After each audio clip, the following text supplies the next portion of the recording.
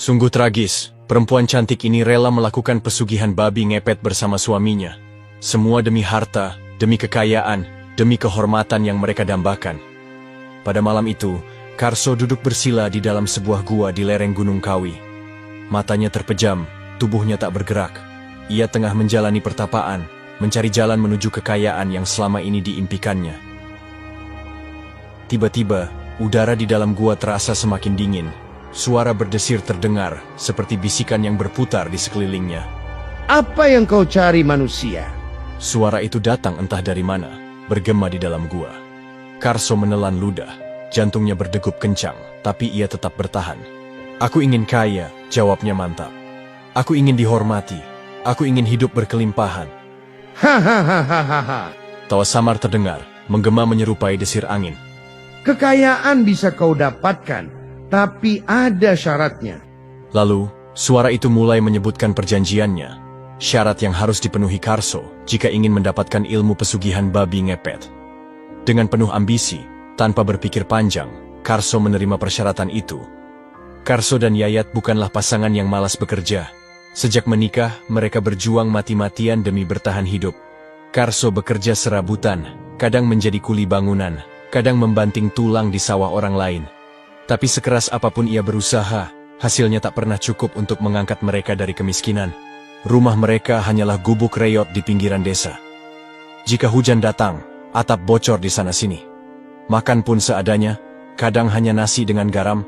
Jika sedang beruntung, ada lauk sederhana untuk anak mereka yang masih bayi. Namun, yang paling menyakitkan bagi Karso bukanlah kemiskinan itu sendiri. Yang paling melukai hatinya adalah hinaan dan cemoohan dari orang-orang di sekitarnya.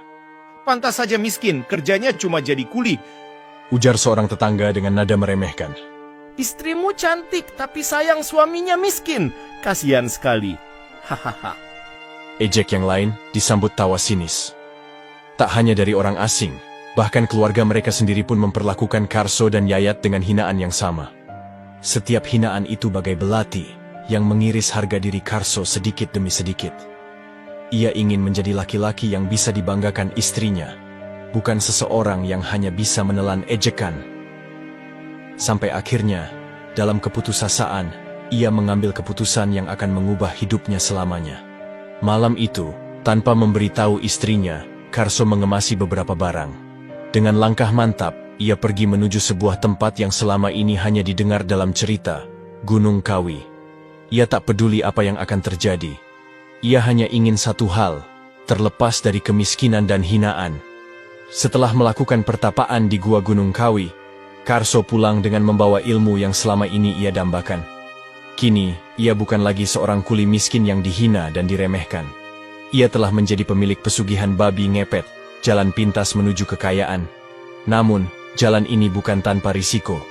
Di malam pertama, Karso dan Yayat bersiap menjalankan ritual yang telah diajarkan oleh suara gaib di dalam gua. Yayat menutup semua pintu dan jendela rumah, memastikan tak ada seorang pun yang bisa melihat apa yang akan mereka lakukan. Di tengah ruangan, sebuah lilin menyala redup, cahayanya bergetar seiring dengan hembusan angin malam. Yayat duduk di dekat lilin itu, matanya tak berkedip, tubuhnya tegang. Ia tahu, tugasnya sangatlah penting, menjaga api lilin tetap menyala. Jika lilin ini padam, maka nyawa suaminya yang menjadi taruhannya. Karso berdiri di hadapan istrinya. Napasnya berat, jantungnya berdetak kencang.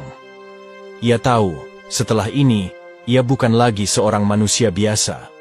Dengan membaca mantra yang telah diajarkan kepadanya, tubuh Karso mulai bergetar hebat. Kulitnya menghitam, wajahnya berubah, tubuhnya membungkuk, hingga akhirnya ia tak lagi berdiri dengan dua kaki. Karso telah berubah menjadi babi ngepet. Tanpa suara, ia berlari keluar, menyelinap ke dalam gelapnya malam. Tujuannya satu, mencuri kekayaan orang-orang tanpa diketahui. Sementara itu, Yayat menggenggam tangannya erat-erat, menatap lilin yang menyala di hadapannya. Ia berdoa dalam hati agar api itu tidak padam, agar suaminya kembali dengan selamat.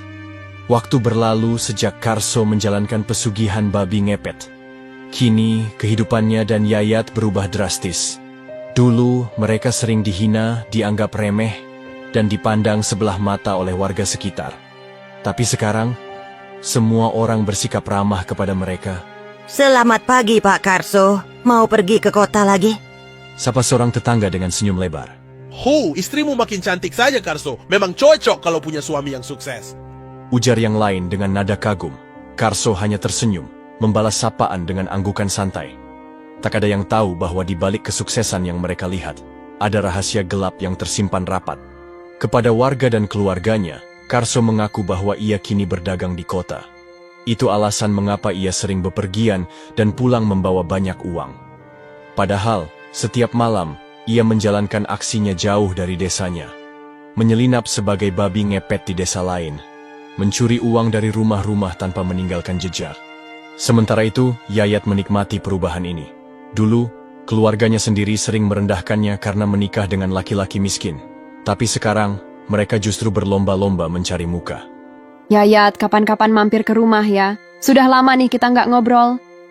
Ujar salah satu saudaranya yang dulu sering mengejeknya. Tak ada yang tahu kebenarannya, tak ada yang curiga. Bagi mereka, Karso hanyalah pria pekerja keras yang akhirnya sukses. Namun, di balik semua pujian dan penghormatan itu, ada satu pertanyaan yang mulai mengusik hati Yayat. Sampai kapan mereka bisa menjalani ini tanpa ketahuan? Setahun berlalu sejak Karso dan Yayat menikmati kehidupan baru mereka. Rumah mereka kini megah, tak lagi gubuk reot seperti dulu. Harta berlimpah, pakaian mereka selalu baru, makanan pun tak pernah kekurangan. Namun di balik semua itu, Karso menyimpan kegelisahan yang semakin hari semakin menghantuinya. Malam itu, saat Karso tengah tidur, suara berbisik terdengar di telinganya. Hei, waktunya tiba, Karso. Perjanjian ini harus dibayar. Karso terbangun dengan tubuh gemetar. Keringat dingin mengucur di dahinya. Ia tahu ini bukan sekadar mimpi. Ini adalah pengingat bahwa pesugihan yang ia jalankan memiliki harga yang harus dibayar. Esok malamnya, suara itu datang lagi. Kali ini lebih jelas, lebih mengerikan. Tumbal sudah ditentukan. Berikan anakmu atau yang lain dari keluargamu, Karso. Jantung Karso hampir berhenti berdetak. Anak. Ia harus menumbalkan anaknya sendiri? Tidak. Itu tidak mungkin.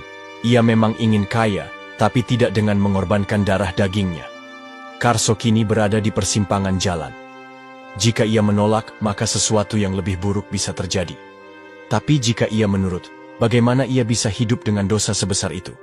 Yayat, istrinya, tak tahu apa-apa. Ia tak tahu bahwa di balik kekayaan mereka, ada perjanjian mengerikan yang selama ini disembunyikan Karso.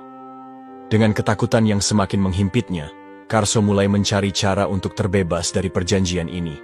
Sampai akhirnya, ia mendengar cerita dari beberapa orang tua di desa tentang satu tempat yang mungkin bisa menyelamatkannya. Pantai Selatan. Menurut cerita yang berkembang, Pantai Selatan memiliki kekuatan mistis yang tak tertandingi. Di sanalah penguasa Laut Selatan bersemayam, sosok yang dipercaya bisa menandingi kekuatan makhluk pesugihan manapun. Tanpa pikir panjang, Karso memutuskan untuk pergi ke sana. Ia harus mencari jalan keluar. Ia harus terbebas dari perjanjian ini. Karso berdiri di tepi pantai selatan, memandang ombak yang bergulung-gulung menghantam karang. Angin laut berembus kencang, membawa suara-suara gaib yang samar terdengar di telinganya. Disinilah ia kini berada, mencari jalan keluar dari perjanjian terkutuk yang telah menyeretnya ke dalam jurang dosa. Dengan hati penuh penyesalan, Karso memutuskan untuk melakukan pertapaan.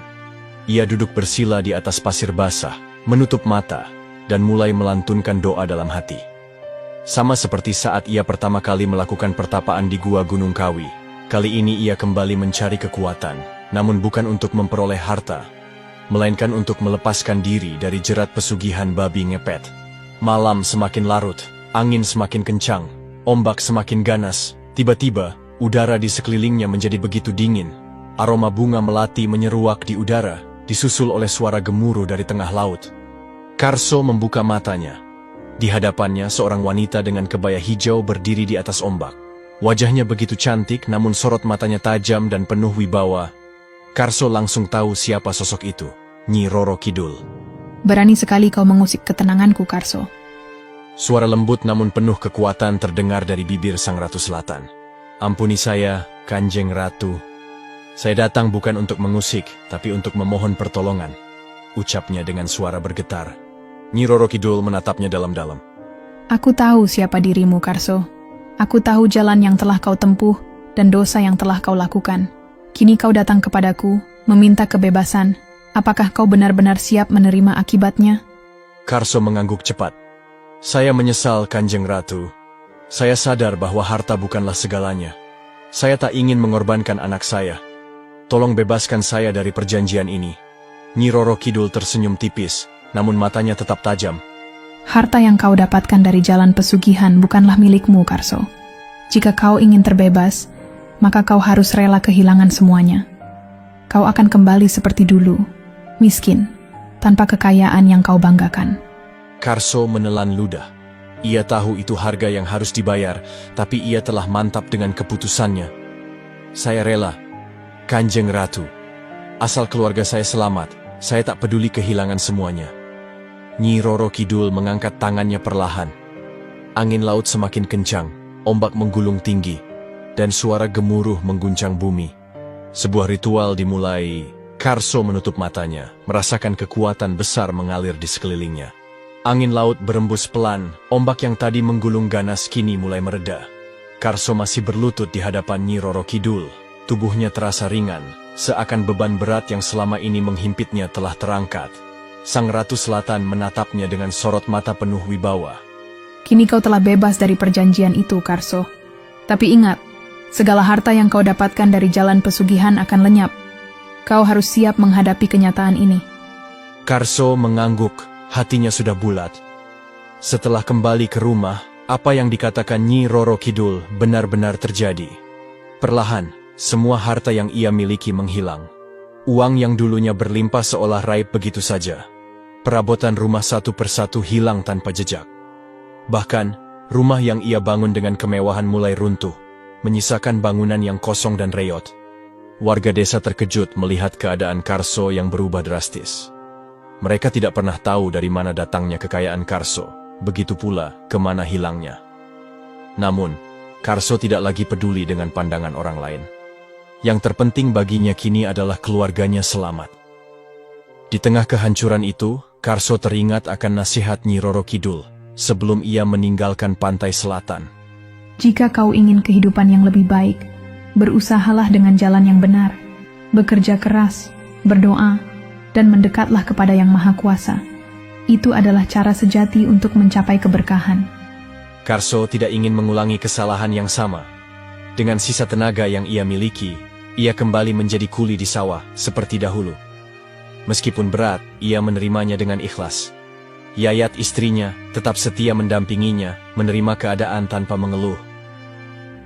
Setelah beberapa waktu, Karso mulai berpikir untuk mencoba sesuatu yang baru. Ia ingat, saat dirinya masih melakukan pesugihan, ia selalu berdagang ke desa-desa jauh untuk mencuri uang.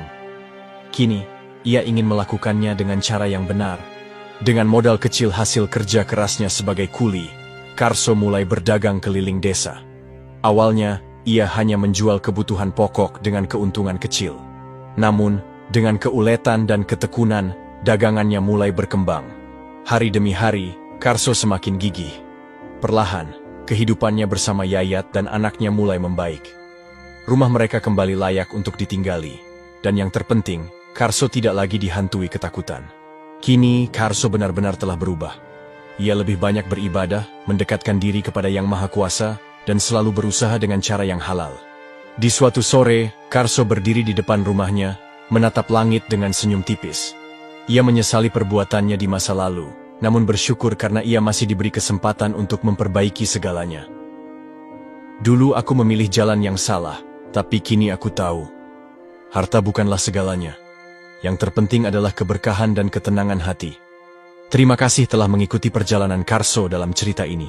Jangan lupa untuk like, share, dan subscribe untuk mendapatkan cerita-cerita menarik lainnya.